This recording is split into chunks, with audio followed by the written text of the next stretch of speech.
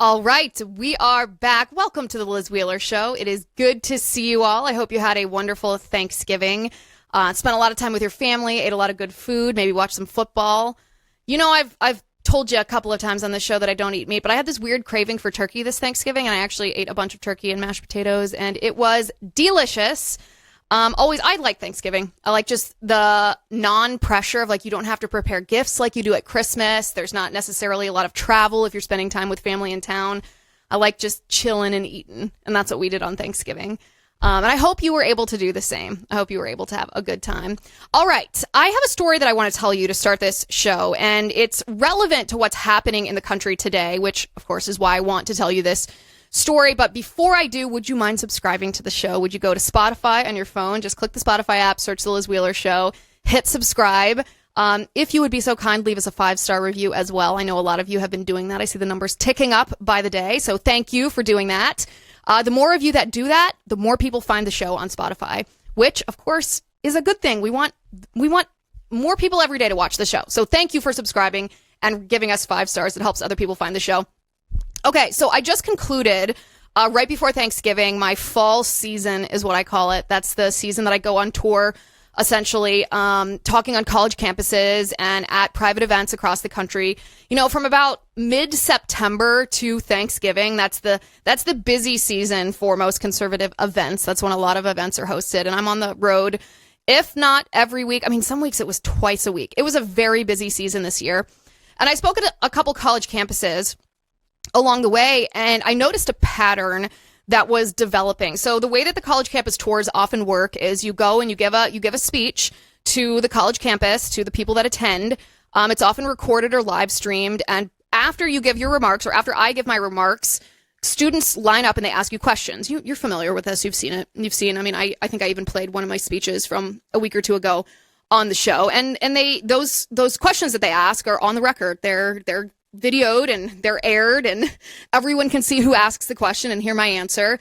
But what you don't see at these events is oftentimes after the on-camera portion, there's an off-the-record portion of these events, an off-the-record Q&A at these events. And I started to notice this fall that there's a pattern in the questions that I was getting asked off the record. They were questions that were very different from the questions that I was asked on the record. And one of the questions was coming specifically from the young men, not so much from the young women, but from the young men who were attending. And their question to me was asking if I knew why the Trump administration's mass deportations were off to what appears to feel like a slow start.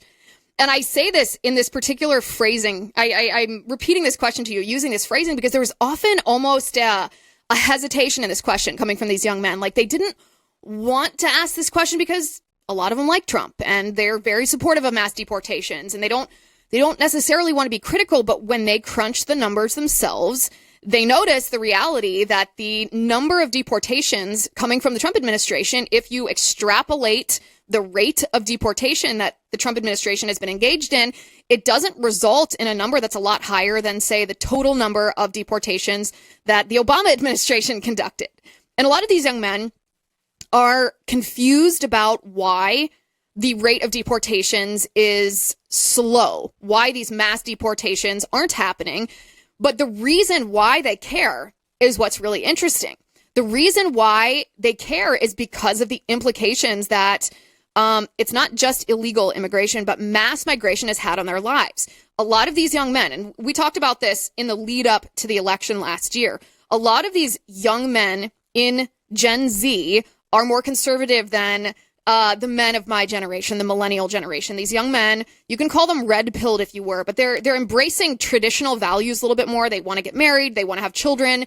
They are more religious. They want to buy a home. They want the stability of, what maybe our parents would have sought after. But the millennial generation verged away from that a little bit. Well, Gen Z wants that again. And yet these young men on these college campuses are facing a problem as they get their college degree, thinking that they're going to be prepared for the workforce. They're going to be able to get a good job, have a paycheck, be able to support a wife and provide for a family. They're finding that that's actually not the case. that they're not able to, say, buy a home. Even if they have a decent paying job, they're not able to afford a down payment on a home because 25 years ago, they could have bought, a split level starter home in a suburban neighborhood somewhere in the Midwest for $150,000 or $175,000, and they could afford a down payment on that. But today, that same house is like $375,000. And $375,000, even if they could maybe afford the monthly payment of a mortgage for a house of that price, they cannot afford the down payment. And so they feel very helpless. They feel very betrayed. They feel as though they're getting the short end of the stick because they look at what's happening in our country with immigration. They look at these millions upon millions, tens of millions of illegals who are taking up these homes. And they realize that the demand for these homes from these illegals is part of what drives the price so high that it's unaffordable to these young men. And I noticed this pattern of questioning from these young men because it's actually one of the reasons that some young men on the right are turning towards fringe characters, turning towards influencers that, may accurately diagnose a grievance, but then prescribe poison as the antidote. But they're turning towards, young men turn towards those red pill influencers because the red pill influencers articulate the grievance of, hey, even if I do something right, even if I go to college, get a degree, get a good job, even if I want to get married and have a family and buy a house, it's not possible for me in America today because of these changing circumstances. And they blame, and rightly so, it's not the only factor, but it is one of the biggest factors. They blame the mass migration. And they wonder why President Trump has not engaged in these mass deportations at the rate that he had promised to do so. So all that being said, I'm noticing this pattern of questions from these young men, and I'm thinking to myself, this is what Charlie Kirk used to do. He used to speak to these young men on college campuses and he wasn't just lecturing them. Charlie wasn't just there to shake his finger and wag his finger and tell them why they're wrong. Charlie listened. He listened to their grievances. He listened to what these young men were experiencing. And he didn't just listen to set himself up for a own the lib type of response. He listened so that he could help solve the problem. And one of the ways that Charlie helped solve problems was he communicated what young men were feeling to President Trump. Charlie was the messenger between this up-and-coming generation of young men and a White House who was actually interested in the well-being of these young people in our country. And I thought to myself, as I think, and you probably think too, every day, how much I miss Charlie. How much I miss his voice and his presence and the power of him being not just a listener, but a communicator. He would take these things to President Trump and he would so articulately and generously and persuasively make their case to the President of the United States. And it worked. President Trump listened to Charlie because Charlie had his finger on the pulse of young Americans. Charlie was the one who noted, not too long before his assassination, he noted that this isn't just anecdotal. If you look at this chart, we can put this tweet up. This was from August 14th, 2025, so less than a month before Charlie was killed. He posted this on X. He said, "This is the social compact breaking down. We need urgency to restore it." And it's a graph. It says the estimated percentage of 30-year-olds who are both married and homeowners. And the graph spans the years 1950 through 2025. Well, back in 1950, it was over 50% of 30-year-olds were both married and homeowners. And this declined slightly over the next 40 years to 1990. The rate was maybe 43%. So it declined by 10 percentage points in that space. But then after 1990, there is a precipitous fall. From 1990 to 2025, the number of 30 or the percentage of 30-year-olds who are both married and homeowners fell from maybe 43% all the way down to less than 10% or right around 10%, which is shocking. I mean, you see the graph before you. You see that the absolute precipice, these numbers plummeting. And Charlie identified why that happened. He said, we need urgency to restore these numbers back to where they were in the 1950s, 60s, 70s, 80s, and all the way into the 90s. He said we need mass deportations. We need to stop the H-1B scam. We need to dramatically reduce legal immigration. We need to end chain migration and the visa lottery. We need to build 10 million homes for Americans, and we need to crush the college cartel. And he's right. He's right. And that's the root of the question. That's the root of this off-the-record question that these young men sometimes, it's not that they're embarrassed to ask it, but they ask it quietly. What is happening? President Trump, and early in his term, President Trump pledged to deport 1 million people per year. And as of December 1st of this year, the Trump administration has formally deported about half that, 550,000 to 600,000 non-citizens. This is through ICE and Border Patrol.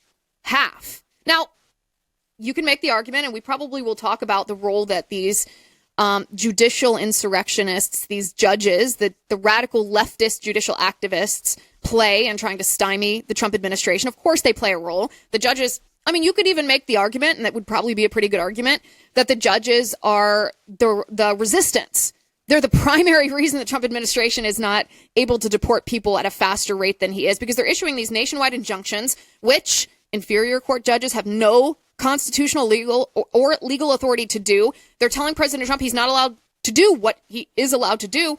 And President Trump and his administration, respecting the rule of law the way that they do, are litigating that. They're appealing it and waiting for a court to tell them that they are allowed to do what they're actually allowed to do. But in the meantime, it, of course, hamstrings their ability to carry out these mass deportations. The point of all of this, what I'm building up to here, is on Wednesday, last week, November 26th, 2025, an Afghan national, a man from Afghanistan, not a U.S. citizen, named Ramanullah Lakhanwal. Ramanullah Lakhanwal. You remember the name because we've all seen it about 1,000 times now. 29 years old, from Afghanistan, murdered 2 National Guardsmen. Murdered them in cold blood in Washington, D.C. U.S. Army Specialist Sarah Beckstrom, 20 years old, and U.S. Air Force Staff Sergeant Andrew Wolf, aged 24. Awful. And right away, it was very clear the background of this individual. Lakhanwal was a jihadist. He was yelling Allahu Akbar during his attack. He claimed he was a refugee from Afghanistan, but he was not vetted, and we'll get into that in a moment. He was granted asylum, a process that began under the Biden administration because he was brought to the United States from Afghanistan after Joe Biden's botched and deadly withdrawal from Afghanistan. It turns out Lakhanwal was associated with the CIA, and Google searches for his name spiked in the days and hours before the attack, although Google has since erased evidence of that. It, of course, begs the questions, did others know that it was going to happen? Now, one of these National Guard members, Wolf, is in critical condition. He is still alive, and we pray that he is able to pull through and survive.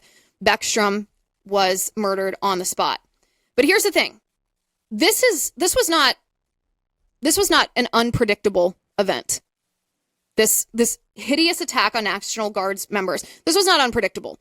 In fact, the day that Joe Biden began his botched withdrawal from Afghanistan, you and I sat here and we said, you know what's going to happen if we bring plane loads of unvetted Afghans from a war zone in Afghanistan back here to the United States? You know what's going to happen. Well, terrorists are going to infiltrate their ranks. They're going to come here to the United States. They're going to disperse in our cities and in our communities, and they're going to attack us because that's what their religion calls them to do. And of course, we were met with responses from Biden's press secretary, Jen Psaki. You know, the mainstream media and the left, of course, accused us of being Islamophobic because we say, listen, the religion of Islam calls these Muslims to do what Lakhanwal did, commit an act of murder in the name of jihad. But Jen Psaki from the White House press room assured us that these migrants were properly vetted and would not pose a danger. Take a look at this. You've talked about this a little bit, others have as well, but there are, of course, concerns among lawmakers. Experts have tracked this. They're saying previous arrivals of large numbers of refugees from different parts of the world, and that really there may be a handful, small handful, who are eventually deemed a security risk of some kind. What reassurances can you make about the screening process and the attempts to make sure that somebody like that doesn't make his or her way here? I can absolutely assure you that no one is coming into the United States of America who has not been through a thorough screening and background check process. And there are many individuals, as you noted, who have not been through that process, and they have gone to lily pad countries as that process has been completed. It doesn't mean that that's because there's a flag. It means they have not completed their paperwork, and we were working to save tens of thousands of people. Hence, we evacuated them to these third countries. And then you've talked about... It wasn't just Jen Psaki. DHS Secretary at the time, under Joe Biden, Alejandro Mayorkas, also assured the American people that the Afghan refugees that were brought in by the plane load by the Biden administration were vetted, only at the very end to say, actually, he has no idea. Take a look.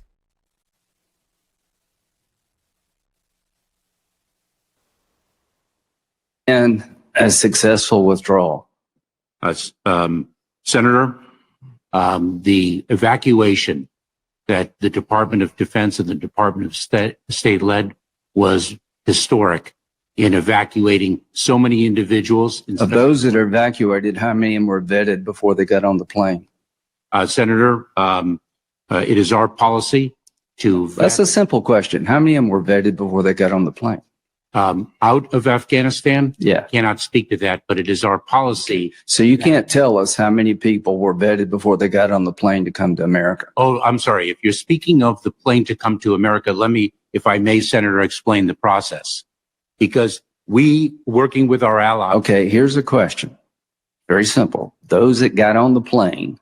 For America, it is our policy to... Please listen to my question. I apologize. To those who got on the C-17s and other planes, how many of them were vetted before they got on the plane by American officials? To the United States, it is our policy to vet and screen 100% of them. So 100% of those people that got on the plane were vetted. That's your testimony under oath. It is our policy to do so. That's not, I don't care what your policy is. I'm asking how many people were vetted before they got on the plane. Do you know the answer? Senator, if you don't know, just say I don't know. Senator, I do not know if anyone boarded a plane that was not fully screened and vetted. Can you tell me that all the people that got on the plane were vetted? Absolutely. I can tell you that all of the individuals before they got on the plane. If I may, Senator, all of the individuals who arrived in the United States have been screened. That's not, listen, I'm not trying to trick you. I'm trying to ask a simple question. We've had thousands of people that got on C-17s and flew out of the most chaotic situation I've seen since the fall of Saigon. And I'm asking you, before they got on the plane, how many of them were vetted by the United States? Can you tell me what percentage?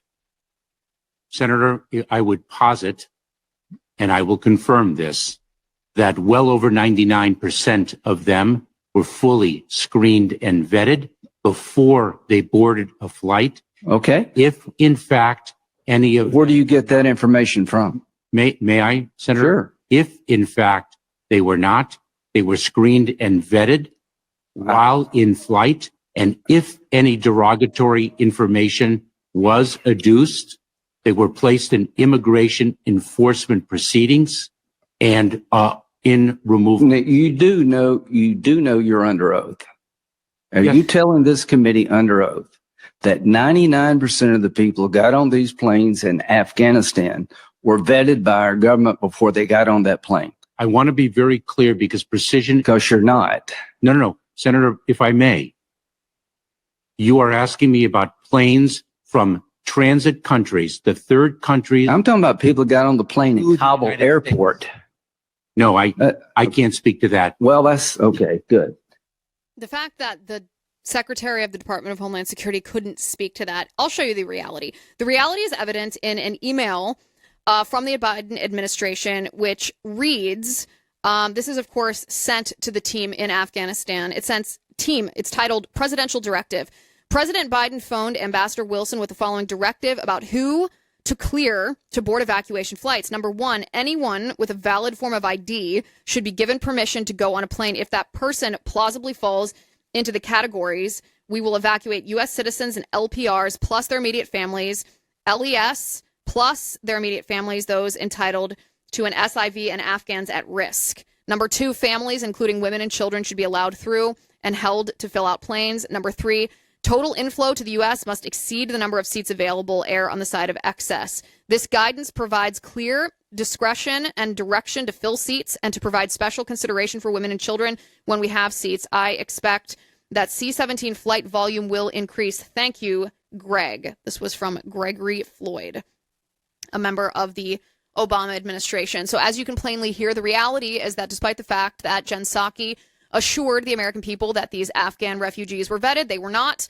Alejandro Mayorkas couldn't even answer a basic question. He's the head of that department. He couldn't assure Senator Lindsey Graham that the people on those planes had actually been vetted, and said, well, maybe we'll look them up while they're in flight. But the reality, of course, is documented in an email for all posterity to read, that the direction from the Biden administration was just to load up those planes with as many Afghans as possible. Now, in the case of the National Guard shooter, in the case of Ramanullah Lockenwall, he had some associations with the CIA. And this, of course, is the excuse that we are being given as to how he was allowed to come in our country. Well, he had worked with the CIA in Afghanistan, so they considered that to be, quote unquote, vetted. They didn't carry out additional vetting, because if he was working with the CIA, he would have already been through a process that they considered to clear him. Well, I don't know about you, but that's not a good enough excuse for me. Again, none of this had to happen. This was not an inevitability. This was a predictable attack. This was predicted. We predicted it the moment that Biden began that botched withdrawal from Afghanistan. But that leads us. All of this is building up to the point. The reason I told you the story about the young men on college campuses, the reason we miss Charlie Kirk as the messenger, listening to these young men and then communicating their valid grievances to the president in a way that helps the president be able to translate those grievances into actual solutions to increase the prosperity, the success of young people in our country who want to live the American dream. It brings us to action items. This frustration that some young people, a lot of Trump supporters, I think, share this. It's not just young men. This frustration about the rate of deportations. We're hearing so many good words from the Trump administration. Tom Homan, by the way, border czar, he came out after this Afghan refugee murdered the National Guard member, and he says he thinks that most third world migrants who right now are in the United States will be deported because there simply is no way to vet them, because their governments do not keep adequate records enough for us to be convinced or assured that these third world migrants are actually peaceful people and not enemy combatants. This is what Tom Homan said. Understand, in these third world nations, they don't have systems like we do. So a lot of these Afghanistans, when they did get here and get vetted, they had no identification at all. Not a single travel document, not one piece of identification. And we're going to count on the people that run Afghanistan, the Taliban, to provide us any information who the bad guys were or who the good guys are? Certainly not. And many people need to understand that most terrorists in this world, most of them, aren't in any database. Because unless they were found on a battlefield by DOD and did a retina scan and did into biometrics there, unless you're part of a T3 undercover investigation, we don't know who they are. So, and the same thing with illegal aliens, that over 10 million that came across the border in Joe Biden. There's no way to vet these people. You think El Salvador or Turkey or Sudan or any of these countries have the databases or system checks that we have? Do you think the government of China, Russia, Turkey, you think they're going to share that data with us even if they did have it? There's no way to clearly vet these people, 100% that they're safe to come to this country from these third world nations. President Trump's doing the right thing, reviewing every one of these people that came under the Biden administration and drilling down on them. I really, truly think that most of them are going to end up being deported because we're not going to be able to properly vet them. Listen, that's exactly what I want to hear. Exactly the words that need to be spoken from the Trump administration. In addition to this, the USCIS director, his name is Joseph Edlow, he posted this on X. on the 27th. He said, at the direction of the President of the United States, I have directed a full-scale, rigorous re-examination of every green card for every alien from every country of concern. Yes, please. Right now, this should have happened on day one. And then Trump himself, he jumps on board with this and says, listen, even if some of these people who have come to the United States have actually obtained not just legal status here, not just refugee, not just asylum, even if they were naturalized as American citizens, if there is something in their background that should have disqualified them, President Trump actually expressed interest in denaturalization. Take a look at this.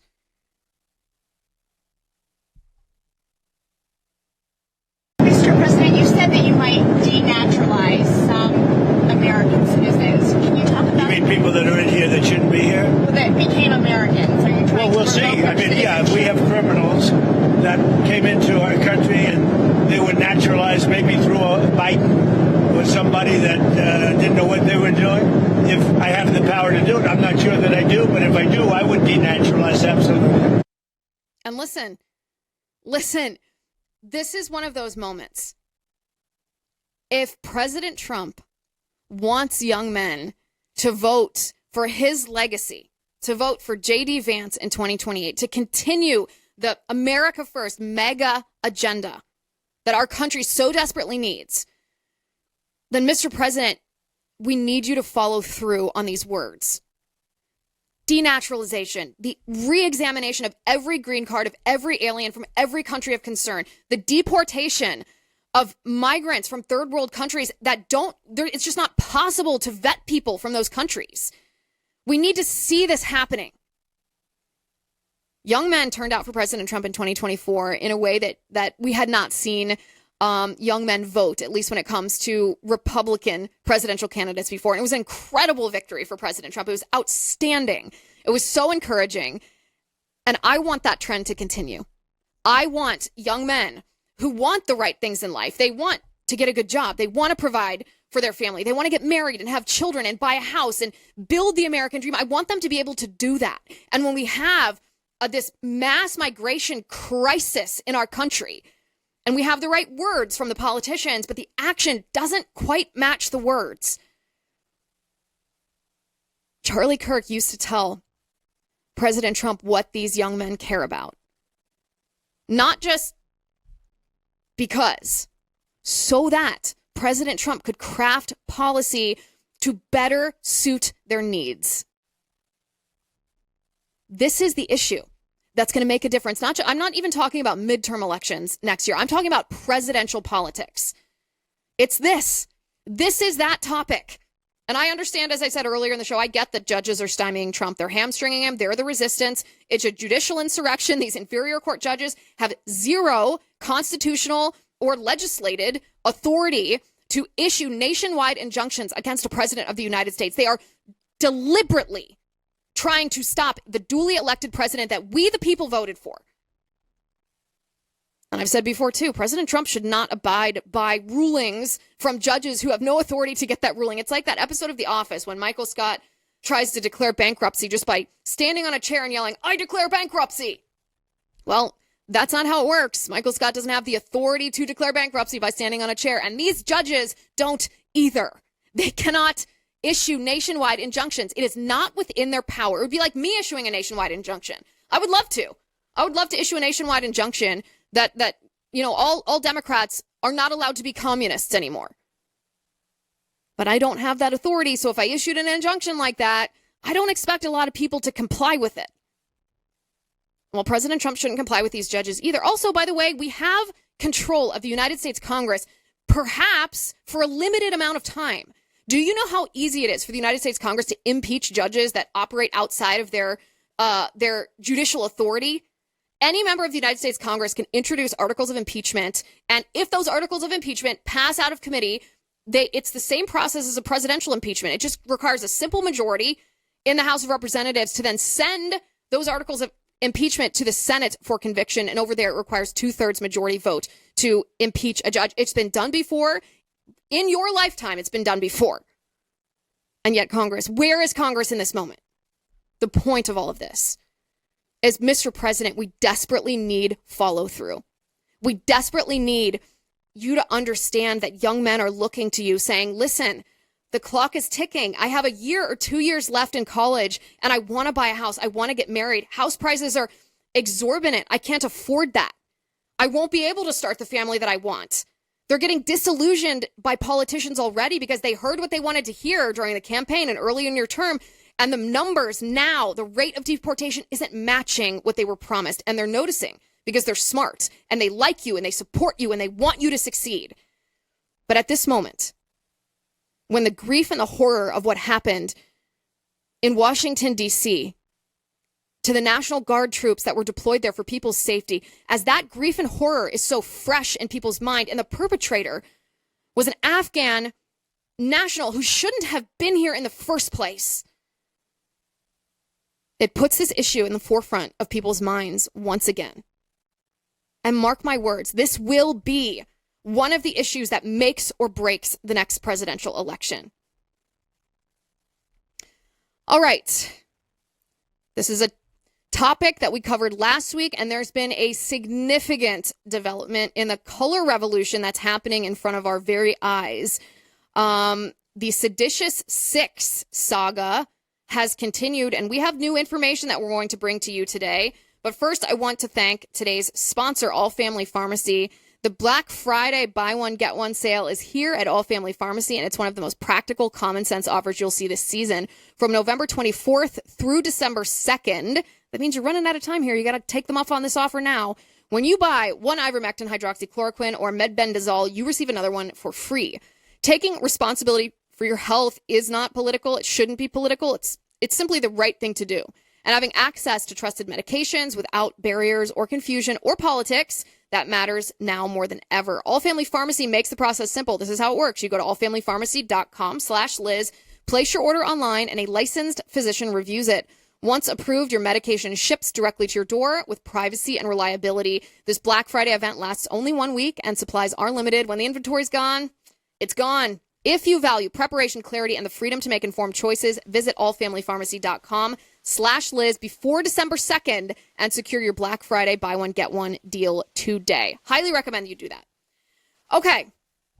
If you have not watched the episode that we did last week on the Seditious 6, we did that episode with Jack Posobiec. I highly recommend you go back and watch that. It lays out exactly what these 6 members of Congress are doing with that video they released, insinuating that President Trump, as commander-in-chief of the United States military, is giving illegal orders, and these Seditious 6 suggested that military service members defy their commander-in-chief and not carry out the orders, even though in that original video, the Seditious 6 did not name any illegal orders. That didn't matter. They were fomenting mutiny among the ranks anyway. And we identified this. We said, well, this is one of the stages of a color revolution. A color revolution is when dissidents within a country, an opposition force, tries to overthrow a regime, and they don't do it.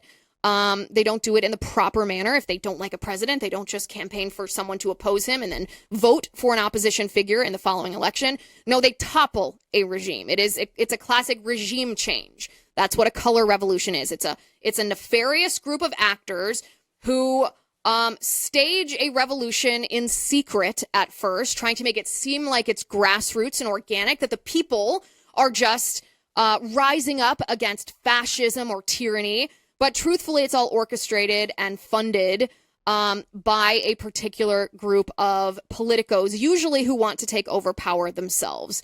It's something the CIA specializes in. The CIA has run color revolutions in countries all around the world, and it appears as though the Seditious 6, all of whom coincidentally have backgrounds in the intel community, some of whom worked for the CIA, it seems that they are taking part in staging a color revolution against our own government, against President Trump here at home. That was last week. Now it has escalated into a direct threat, not merely an indirect threat. Senator Mark Kelly, who was the linchpin of this Seditious 6 video, who claimed without any substantiation that President Trump's orders to the military were illegal and that military service members should consider whether to obey or not. Senator Mark Kelly went on the weekend news shows over the weekend and actually specifically threatened Navy SEALs, identifying, singling them out, Navy SEALs, and conveying a very direct threat that if these Navy SEALs continued to comply with President Trump, then after President Trump was no longer in power, these Navy SEALs would be prosecuted by the Democrats. It is as clear as day, the message Senator Mark Kelly, the threat Mark Kelly is issuing to Navy SEALs. Take a listen. Fine. You can certainly go to the judge, advocate generals, the lawyers, and have a discussion about it. If you don't have time, you just say simply, I'm not going to do that. That's against the law. It puts a lot of burden on the troops to make a decision in real time. It puts a tremendous amount of burden on officers in the military, but that is their responsibility. And they can figure out, a reasonable person can tell something that is legal and something that is illegal. So would you refuse these specific orders to strike drug boats if you were still in uniform? Well, the difference between the initial strike and what is being reported, as a second strike, and those things are different. I think this administration has tied themselves in knots, the explanations that we have received on how this is all legal. And I was saying weeks ago, my concern is with the service members, that we're going to put these individuals in a really, really tough decision, in a tough place. And they may find out, down the road that they did something that is illegal. It is not fair to them. That's why we need presidents and Secretary of Defense who understand the Constitution, who understand the rule of law, and have more respect for the Constitution and the country and service members than the whims of a president. They may find out down the road, Senator Mark Kelly says, that they did something illegal. What he is communicating is abundantly clear. If you follow President Trump's directives as commander-in-chief, once the Democrats take power, they will prosecute you for it. This is an incredibly dangerous message because that's now going to be in the forefront of the minds of these warriors as they do dangerous things. Navy SEALs carry out some of the most courageous and dangerous missions on the entire globe, and now perhaps they will have a seed of doubt in their minds when they need to be at their sharpest, whether or not they're going to get in trouble for what they're doing because the Democrats are using them as pawns in the color revolution. Mark Kelly says that he would outright refuse an order from Trump when it came to blowing up these narco-terrorist boats. Take a look. You mentioned that you were a captain in the Navy. If you received that order, would you have carried it out? No. No, and I'm a guy who I have sunk 2 ships. I've sunk an OSA-2 missile patrol boat in Kuwait Harbor, a Palnakni troop carrier in the Persian Gulf during the first Gulf War. I never, in that situation, questioned whether those strikes were legal. We were given an order to do this. It was a time of war. These were Iraqi ships with Iraqi crew members who posed a threat to the United States military, in this case, who they invaded Kuwait. We're trying to kick them out of Kuwait. This was approved by Congress, all of that, right? So, but if I was ever given an order for a second, I've had questions about the operation in general, and I've been saying this for weeks, putting service members kind of like, are you stepping over a line here? Is this legal? They have tied themselves in knots trying to explain to us on the Armed Service Committee how this is legal. Not sharing, all of the information either, which is really troubling. But, going after survivors in the water, that is clearly not lawful. All right. So I want to read to you the 7 stages of a color revolution, and it becomes very obvious where we are in this process. This was something that posted by Data Republican last week. Number 1, pre-election conditioning. This is stage 1 of a color revolution. Build civic networks, media outlets, youth movements, polling capacity, and legal infrastructure through foreign-assisted NGOs. You're seeing all of this flash before your eyes because all of this has happened already. Stage 2, election day monitoring. Deploy domestic and foreign observers, run parallel vote tabulations and exit polls.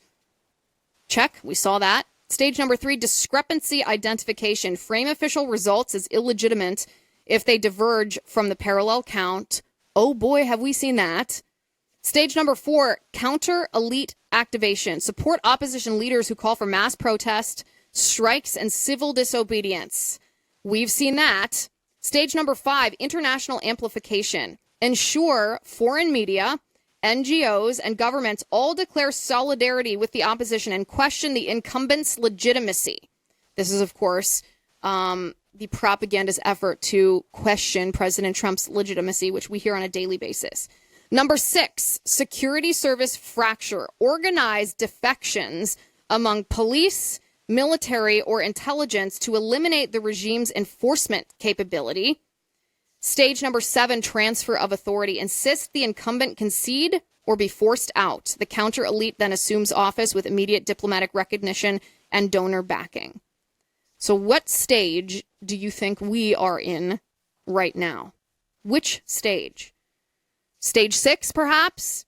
Organize defections among police, military, or intelligence to eliminate the regime's enforcement capacity. This is exactly what the Seditious Six are doing. They are actively fomenting rebellion in the ranks of law enforcement and military. And it's not a coincidence. It's not a coincidence that Senator Mark Kelly is taking the propaganda from the Washington Post at face value without any verification, because the capture of the Washington Post came in what? Step 2? Step 1? Yeah, that's the first step.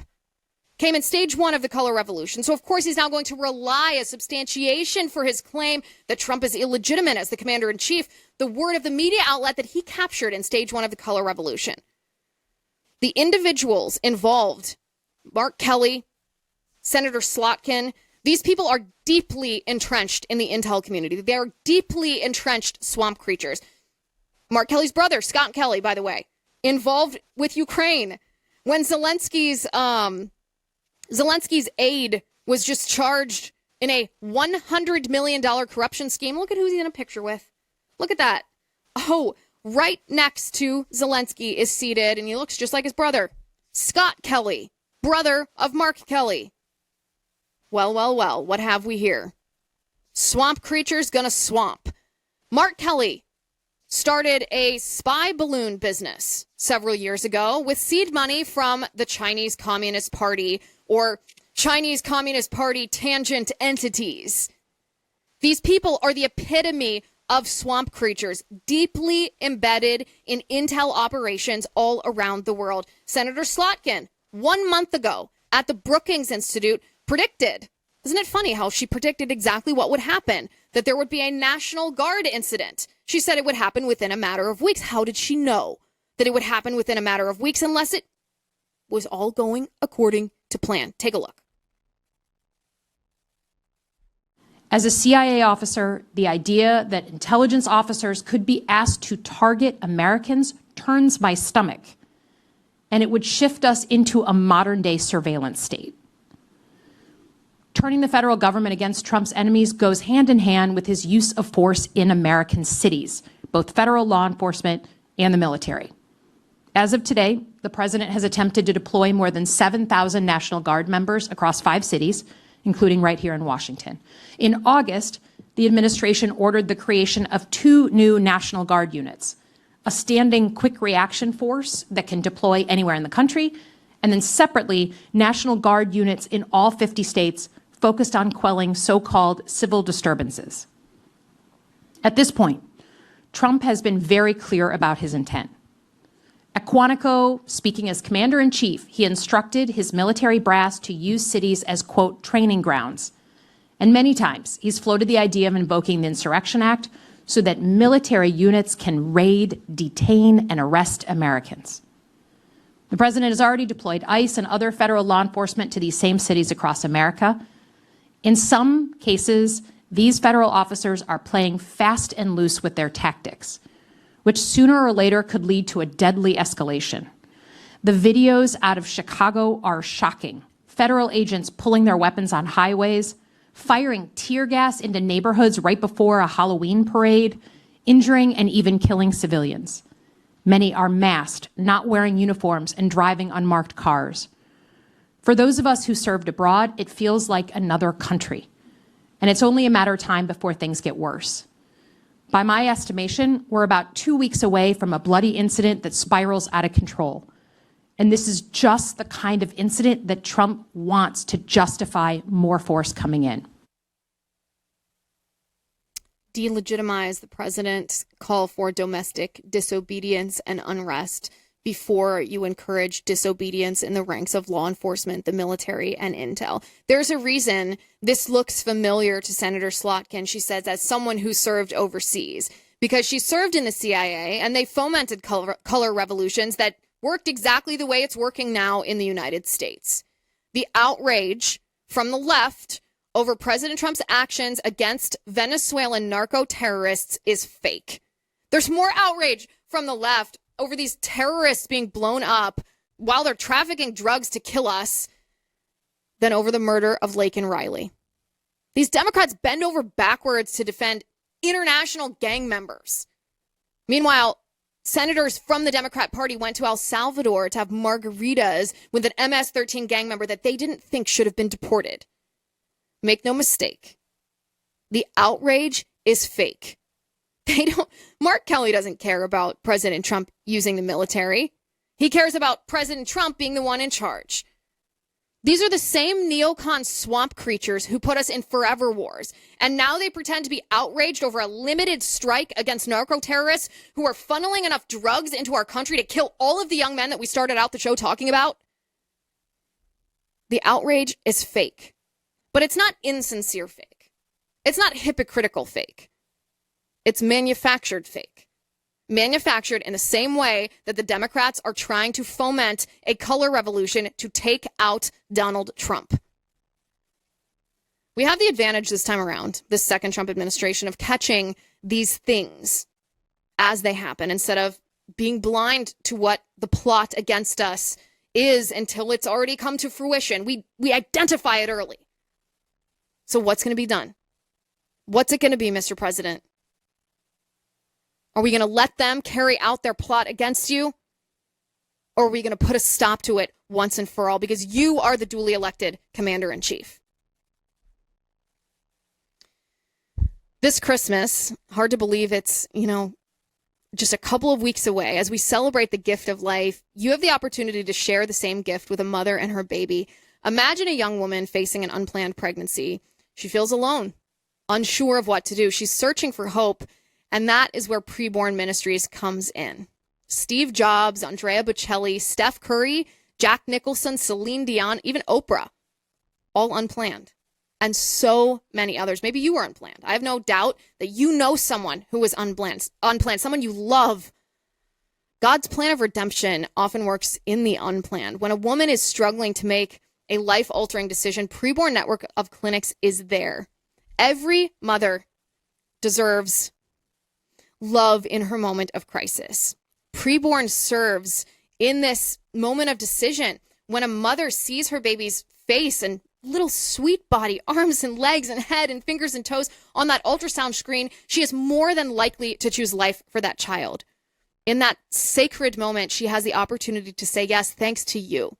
When you donate to Preborn, you are actively saving lives. To donate, dial pound 250 and say the keyword baby. And when you say that word, when you hear the word baby cross your lips, understand that it's not just a word. You are saving a baby's life with your donation. That's pound 250, keyword baby, or go to preborn.com/Liz. That's preborn.com/Liz. All right, big news from the FDA today. Just a little change in the FDA in this administration compared to the last, and we are going to cover that extensively on tomorrow's show.